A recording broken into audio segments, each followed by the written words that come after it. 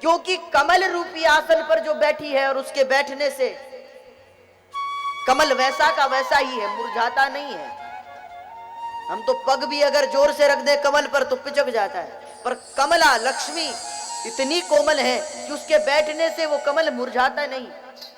इसका मतलब लक्ष्मी कमला कमल से ज्यादा कोमल है।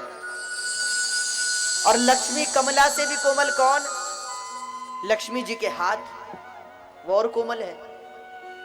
और अपने कोमल हाथों से जब लक्ष्मी जी भगवान के चरण को दबा रही होती, चरण दबाती है ना,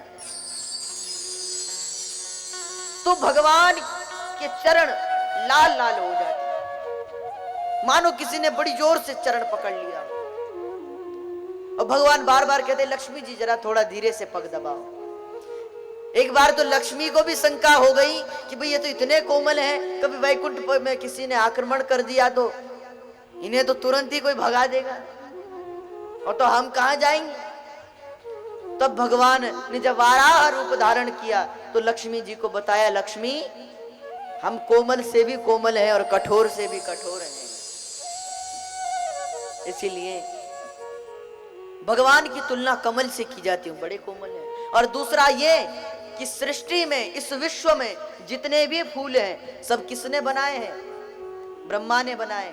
ब्रह्मा की सृष्टि है समाज।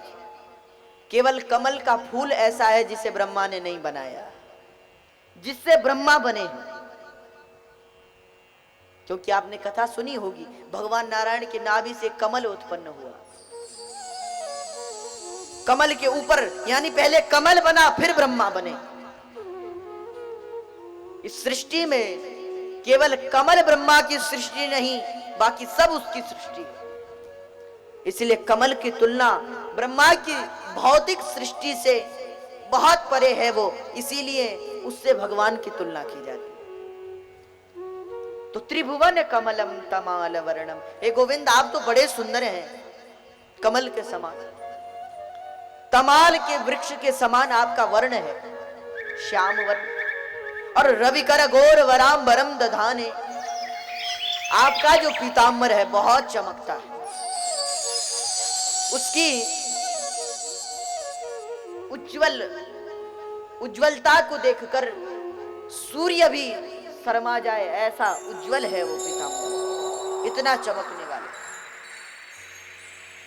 गौरवरांबरम दधाने, और महाराज वपुर लक कुला वृतान नावजम, हे विजय सखे रति रस तुम्हें नवद्या, हे विजय के मित्र, हे अर्जुन के मित्र, मेरी आप में रति हो जाए, ये आपसे आशीर्वाद चाहता। भगवान ने कहा चलो अच्छी बात है, तुम अपनी कन्या का विवाह हमसे करना चाहते हो, सुंदर भी हैं हम। अब कोई सुंदर बहुत अच्छा है, बहुत सुंदर है दिखने में, और व्यवहार बड़ा खराब है उसका, थोड़ी थोड़ी बात पर तुरंत नाराज हो जाए, किसी की सुने नहीं, क्रोधी स्वभाव का हो तो दाम्पत्य जीवन नहीं चलेगा, घर नहीं चलेगा। विष्णु ने कहा नहीं प्रभु, आप तो सरल भी बहुत ज्यादा है। इसलिए विष्णु ने कहा, युधितुरगर जो विधूम्रिवेश्वर कचलुलित श्रमवार्यलंकृतासि,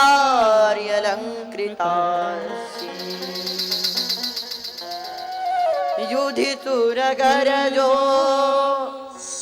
विधूम्रिवेश्वर कचलुलित श्रमवार्यलंकृतासि,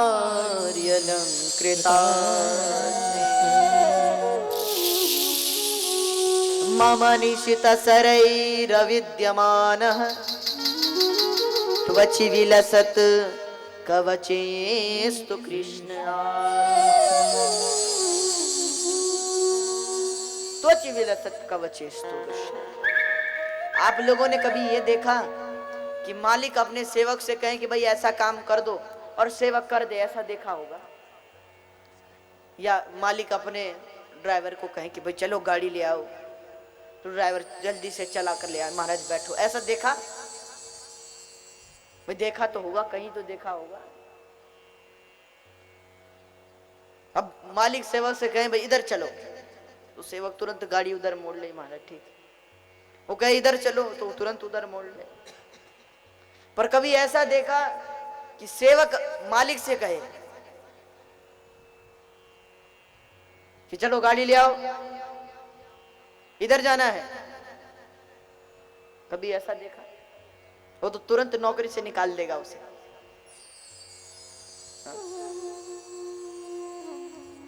सेवक अपने मालिक की सुने ये तो देखा होगा, पर मालिक सेवक की सुने ये तो, और वो भी आदेश। कोई प्यार से कहे कि महाराज इधर जाना है तो चल भी रहे, और कोई कहे कि उधर चलना है, मालिक कहे तुम नीचे उतर जाओ। पर लेकिन भगवान कैसे स्वभाव है, कैसे हैं भगवान, क्या स्वभाव है उनका। महाभारत के युद्ध में अर्जुन के सारथी हैं। हाँ, अब जब सारथी हैं तो अर्जुन ने इशारा किया भगवान को, सेनयोर उभयोर मध्ये रथम स्थापयाम्युत। ए अच्युत, दोनों सेनाओं के मध्य में जाकर मेरे रथ को स्थापित कर दो, आदेश किया। कोई और होता तो तुरंत उतर कर कहता खुद ही चला लो, तुम्हारे नौकर थोड़े ही हैं हम, द्वारिकाधीश है, भगवान है। पर भगवान की क्या सरलता है। जैसे ही अर्जुन ने कहा कि सेनयोर उभयोर मध्ये रथम स्थापयाम्युत, हे अच्युत, दोनों सेनाओं के बीच में मेरे रथ को स्थापित कर दो। भगवान ने बड़ी विनम्रता से कहा जी महाराज अभी करता हूं, रथ को तुरंत आगे ले। ये सरलता है भगवान, ये भावना। तो हे प्रभु, आपका तो स्वभाव भी कैसा है, कितने भाव पूर्ण है आप।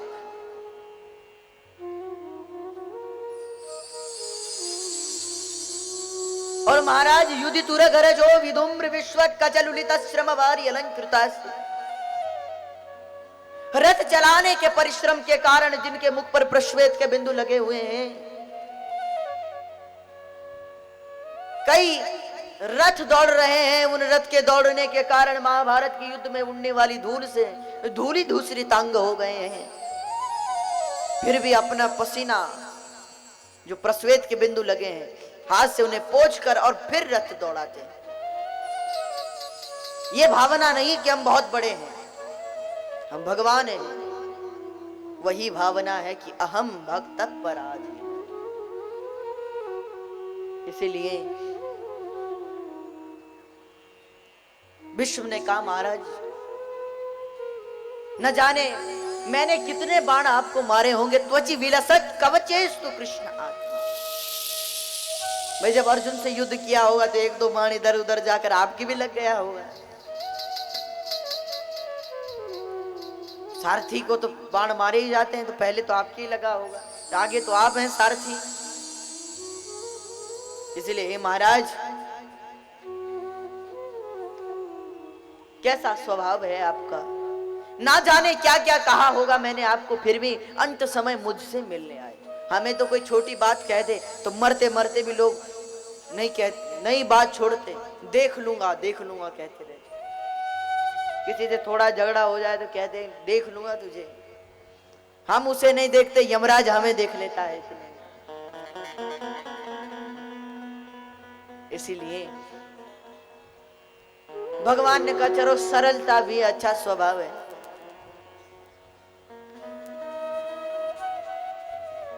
और बल ना हो तो, शक्ति ना हो, भाई अच्छी बुद्धि भी है, वो सरलता है, सरल स्वभाव है, सुंदर भी है, और बिल्कुल शक्ति नहीं, पड़े हुए एक तरफ, तो उसका क्या फायदा।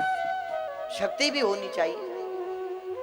तो भीष्म बोले प्रभु आप में तो शक्ति भी बहुत है। सपदि सखी वचो निसम्य मध्ये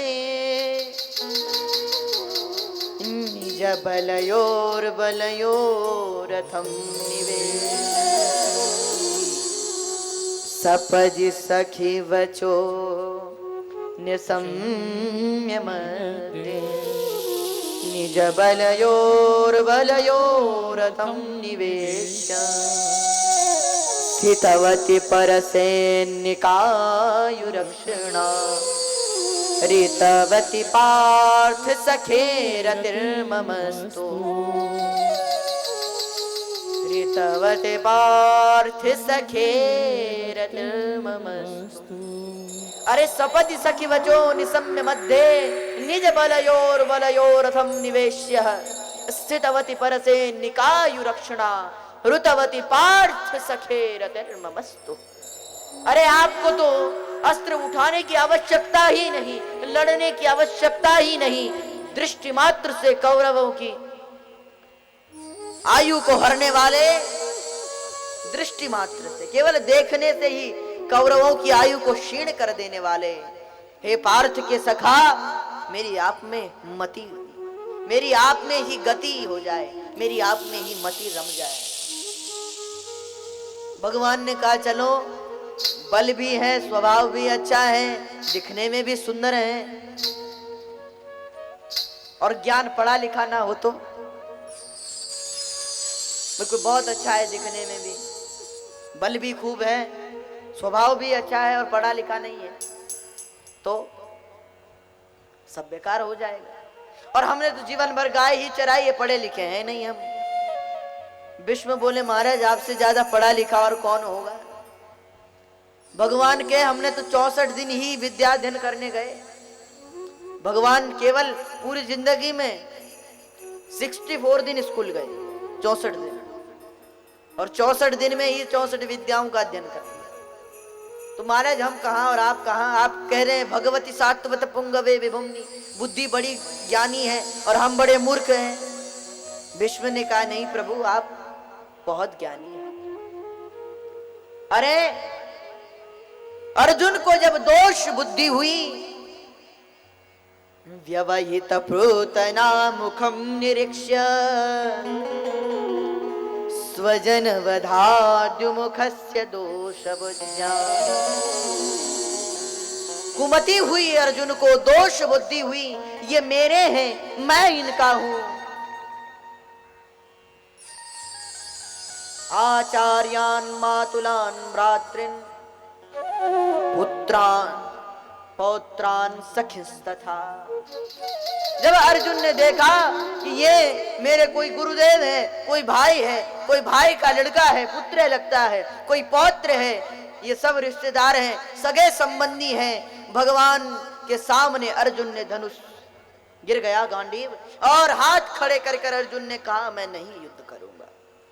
अरे महाराज, अगर इन्हें मारने से मुझे त्रिलोक का राज्य भी मिल जाए तो भी मैं इनकी हत्या नहीं करूंगा, तो केवल हस्तिनापुर की तो बात ही क्या है। इसलिए गोविंद मैं युद्ध नहीं करूंगा, क्योंकि ये मेरे हैं। दोष बुद्धि हुई अर्जुन को। तब आपने ऐसा गीता का ज्ञान दिया, ऐसी गीता सुनाई। गीता सुनकर अर्जुन ने कह दिया करिष्ये वचनम तव, जैसा आप कहेंगे मैं वैसा ही करूंगा। तो आप जैसा तो ज्ञानी भी कोई नहीं। जिस गीता में बड़े बड़े वेदांती फंस जाते हैं, आपने उसे बड़ी सरलता से सुना दिया, समझा दिया। महाराज मैं चाहता हूं आप में ही विवाह हो जाए। भगवान ने कहा चलो, सुंदरता भी है, स्वभाव भी अच्छा है, ज्ञान भी है, बल भी है, और स्नेह ना हो, स्नेह भी होना चाहिए। विष्णु ने कहा प्रभु आप तो स्नेही भी बहुत हैं, क्योंकि याद आई दादा भीष्म को महाभारत के एक प्रसंग की। स्वनिगममपहाय मत्प्रतिज्ञा मृतमधिकरतुमवाप्लुतो रथस्थ धृतरथ चरणोऽभ्ययाचलद गुह हरिरिवहन्तुमिभं गतोत्तरीय हरिरिवहन्तुमिभं गतोत्तरीय। याद आई दादा भीष्म को प्रसंग की। भीष्म भीष्म ने कहा महाराज आपका जो स्वभाव भी कैसा है, स्नेही भी कैसे है, भक्त की प्रतिज्ञा बचाने के लिए अपना मान टले टले जाए पर भक्त का मान न टलते देखा। अपना मान टल जाए पर भक्त का मान न टले। ऐसे आप याद होगा गोविंद आपको उस प्रसंग की, महाभारत का एक प्रसंग है। कहते हैं एक बार भगवान ने कहा कि एक तरफ हम रहेंगे और एक तरफ सेना, तो दुर्योधन ने सेना ले ली, अर्जुन की तरफ भगवान आ गए। भगवान ने प्रतिज्ञा की थी कि हम अस्त्र तो उठाएंगे नहीं। ये बात जब दादा भीष्म को पता चली कि भीष्म कृष्ण ये कह रहे हैं कि हम बिना अस्त्र शस्त्र उठाए ही पांडवों को विजय दिला देंगे, तो आंखें लाल हो गई भीष्म की, क्रोध आ गया और बड़े बड़े योद्धाओं के सामने भीष्म ने प्रतिज्ञा कर ली कि वासुदेव कर चक्र न धरही, तुमको मुख न दिखाऊं, लाज तहे मेरी गंगा जननी, संतन सुत न कहा। स्तुति की। भगवान ने ध्रुव को गोद में बिठाया, आशीर्वाद दिया, जाओ 36,000 वर्ष तक राज्य करो, उसके पश्चात ध्रुव लोक को प्राप्त करो। ध्रुव जी वापस आए भगवान को प्रणाम कर कर, 36,000 वर्ष तक राज्य किया। उसके पश्चात मृत्यु के सिर पर पग रखकर ध्रुव जी ध्रुव लोक को प्राप्त हो गए। तो जोर से जयकारा लगाएंगे, बोले ध्रुव जी महाराज की जय जय जय श्री राधे। दिव्य ध्रुव चरित्र की कथा आई। तो आइए, समय भी हो गया है, आज की ध्रुव चरित्र के साथ आज की कथा को विश्राम। कल अगर पूछे कि कथा कहाँ विश्राम हुई, पता होना चाहिए ध्रुव चरित्र पर, तो इसी प्रकार आज की कथा को यहीं विश्राम। और आइए भावपूर्वक कुछ क्षण हरिनाम संकीर्तन होगा और ध्रुव जी की झांकी है, तो ध्रुव जी की झांकी आएगी, आप सब लोग दर्शन करेंगे और सब माताएं आरती करने के पश्चात प्रसाद लेकर ही अपने घर को जाएंगी। तो इसी के साथ बोले बांके बिहारी लाल की जय जय जय श्री राधे।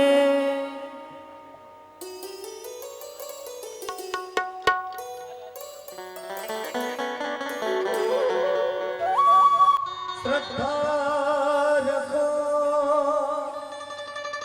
जगत के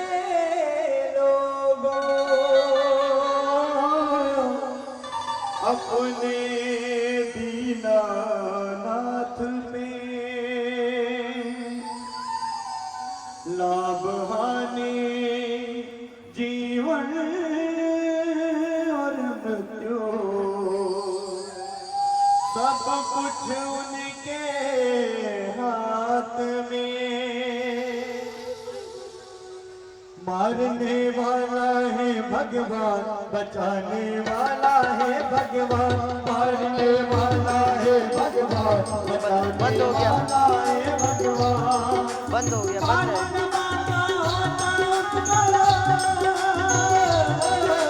मारने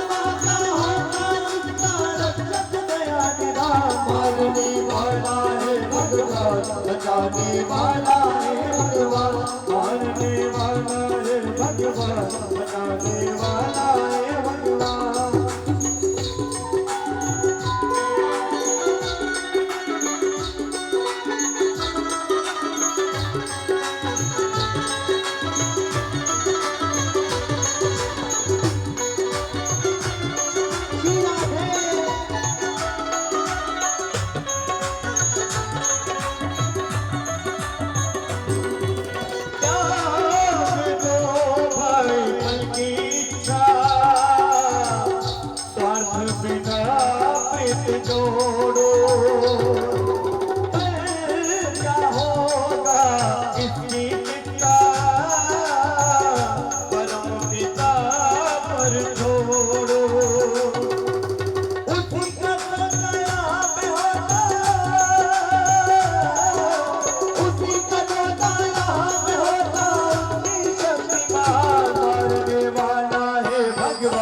बचाने वाला है भगवान, मारने